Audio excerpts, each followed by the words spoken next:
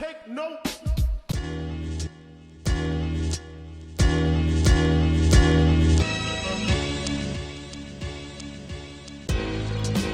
Big Beach.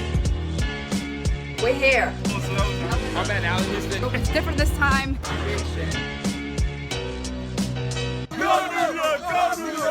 What's up, Knicks fans? So I want to talk about kind of what's been going on in the past week. Obviously, trade deadline, a lot of turmoil, a lot of, well, not turmoil, but a lot of turnover. New leadership coming in place. Marcus Morris, our best performing player this season, going over to the Clippers, getting a return. A lot of things in flux. In the midst of this, the Knicks go on this 4-game winning streak. And last night, in Atlanta, they lose. You know, could have been a 5-game streak. Would have been the first 5-game streak, I believe, since 2014. Insane. Losing double overtime. Really tough game. Really gave it away at the end. They were up by 8 with a minute 30 left. Just poor execution down the stretch. But there was a lot of debate on Twitter, on Reddit, about playoffs or tanking. So the Knicks are kind of, I think right now we're probably about 5 or 6 games out of the playoffs. Had we won last night, it might have been, I think it would have been 5 for sure. The Magic have been dropping like an anvil ever since Jonathan Isaac got injured. So the Nets, I think, are going to be in the 7th seed at least. But the Magic, the 8th seed, they're definitely, you know, the Magic, the Bulls, the Wizards.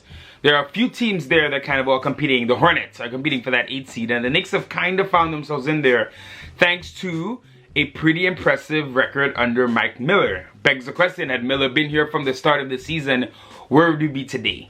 I think it's pretty clear at this point. There's enough evidence to show that we would probably be at least like a 9th seed, potentially an 8th seed. You know, since he took over, we have been an 8th seed.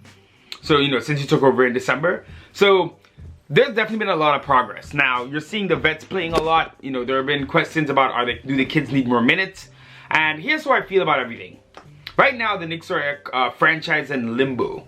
The front office is not in place yet. Leon Rose has to decertify himself as an agent before he can take over as a president of basketball ops. That's a lot of bureaucracy, red tape, so that's going to take some time. In the meantime, Scott Perry's kind of like acting GM and president. The fact that he can do both jobs, by the way, kind of tells me that I do not know what a team president does. I guess it depends on the organization, but Perry's somehow managing.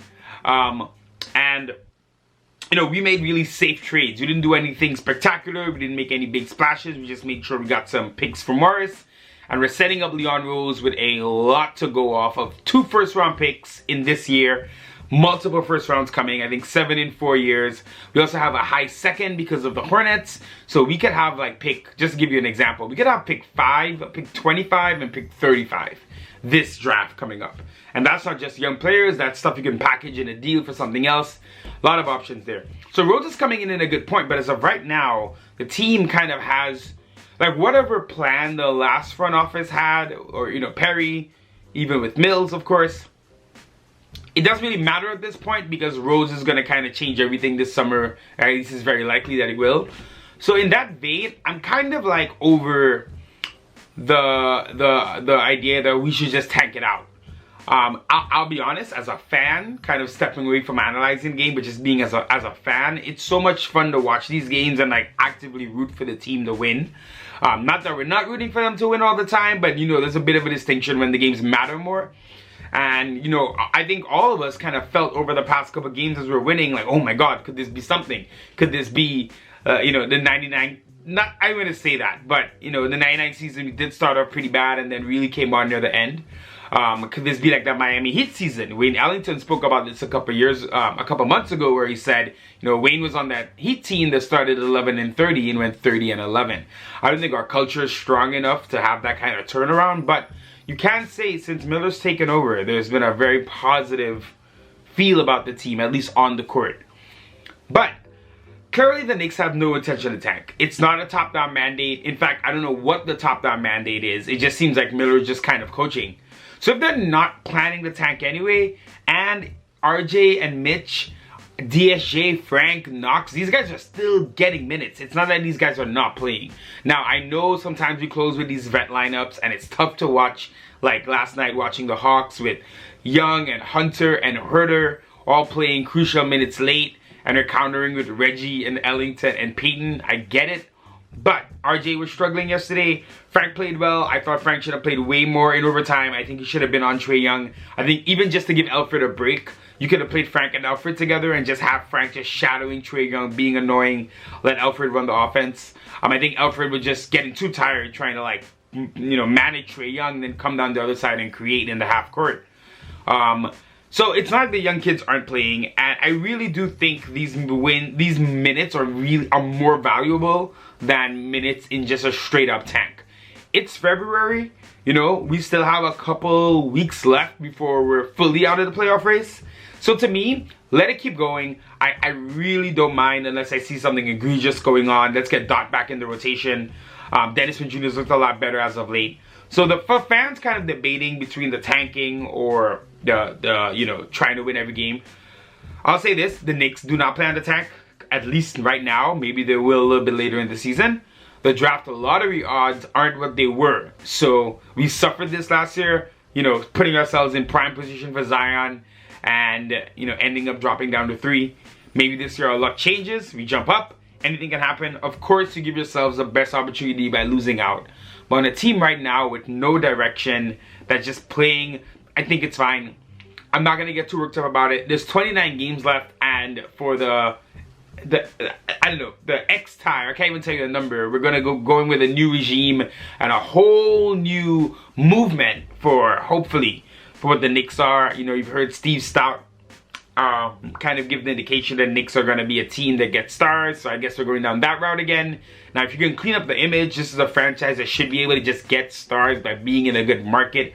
We just need to be stable, not do crazy things like we always do, and stay out of the headlines. And even though it seems weird and counterintuitive, making the playoffs heading into like the Leon Rose era is actually a good thing for public perception. Even though in terms of long-term team building, you know, tanking, getting another top pick would obviously make a difference. You've seen what the Hawks are doing with Trae Young. Those kind of players change franchises. So I definitely get that side of the debate, but really the Knicks, they're not doing it. So don't get worked up about it. Let's just enjoy the games, at least for the next month. Let's see where they're going. Hopefully, if and when we're actually out of the playoff race, they commit full time to the kids. But the kids are still involved. That's my main takeaway here. They are not just tossed to the curb, out of the team. I would like some more minutes for some of the guys, of course, but Miller is attempting to utilize them, and when they're playing well, they get minutes.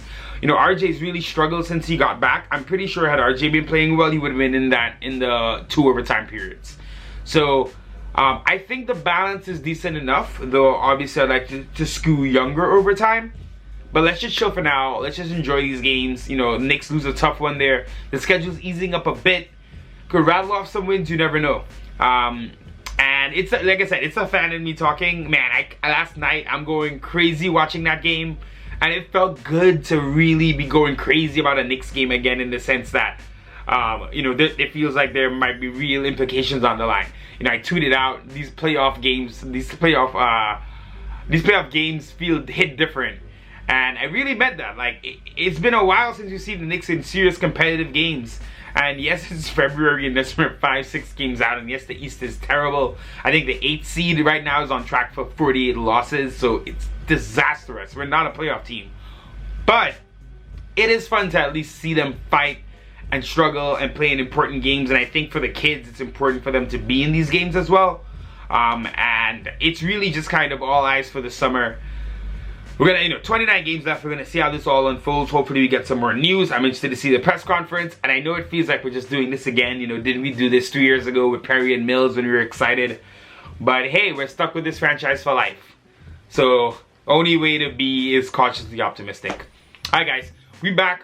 Mom's gonna be back soon. We're doing more regular videos. Thanks for checking this out. Just wanted to drop some thoughts based on kind of the recent run and last night's tough loss. Man, threw that game away. Really hurt me in the end. Alright guys, peace. Drop some comments below what you think in terms of tanking versus just playing it out. Like I said, the reason I'm not getting worked out because it's clear the Knicks are just gonna play and the kids are still playing. But let me know your thoughts. In a perfect rebuild, I would just be like, tank it out. Even if it's not even if you're not guaranteed the higher pick, I'm like, you're guaranteeing a better chance. at a guy like LaMelo Ball potentially. But I get both sides of the debate, and right now I think maybe my fandom is taking over. I'm just happy to watch the team, you know, play better, root for them. Hopefully we win some games, and you know, either we win and we get to the playoffs, or we lose and tank. So it's not too bad either way. All right, guys, it's Terry and Trey, and you know the vibes. If you like the show, please subscribe. And to check out some of our other stuff, click right here.